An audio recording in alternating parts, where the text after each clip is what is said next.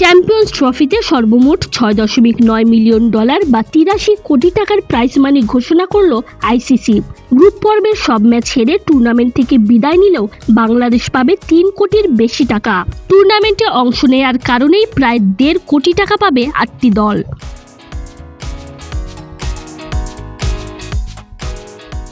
আইসিসির ইভেন্ট মানেই যেন অর্থের ঝনঝনানি।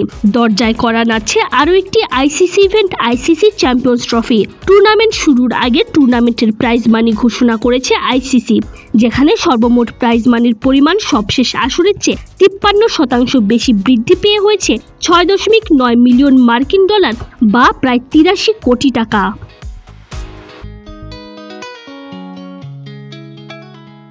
চ্যাম্পিয়ন দলের জন্য স্বাভাবিকভাবেই অর্থ পুরস্কারটা সবচেয়ে বেশি। টুর্নামেন্টে চ্যাম্পিয়ন হওয়া দল পাবে $2.24 মিলিয়ন বা প্রায় 27 কোটি টাকা। ফাইনাল হেরে রানার্স আপ হওয়া দল পাবে চ্যাম্পিয়নদের অর্ধেক, $1.12 মিলিয়ন, যা প্রায় 13.5 কোটি টাকার সমান।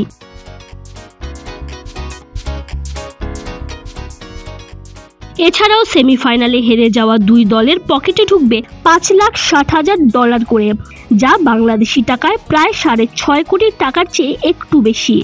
গ্রুপ পর্বে প্রতিটি ম্যাচ জয়ের জন্য জয়ী দল পাবে $34,000 করে, যা বাংলাদেশি টাকায় প্রায় 41 লাখ টাকার সমান।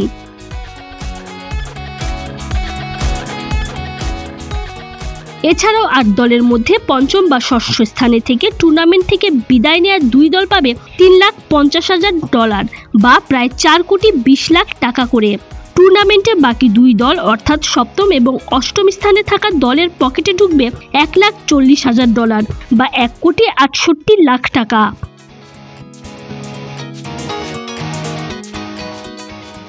এছাড়াও টুর্নামেন্টে অংশ নেওয়া 8 দলের প্রত্যেকেই শুধুমাত্র অংশগ্রহণ করার জন্যই পাবে $1,25,000 বা প্রায় 1.5 কোটি টাকা।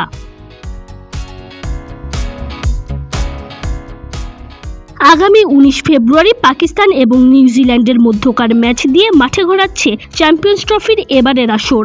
9 মার্চ ফাইনাল দিয়ে পর্দা নামবে টুর্নামেন্টের মূল আয়োজক পাকিস্তান হলেও হাইব্রিড মডেলে নিজেদের ম্যাচগুলো দুবাইয়ে খেলবে ভারত। আগামী 20 ফেব্রুয়ারি দুবাইয়ে ভারতের বিপক্ষে ম্যাচ দিয়ে শুরু হবে বাংলাদেশের চ্যাম্পিয়ন্স ট্রফি অভিযান। Tanzim Oishi, BD quick time.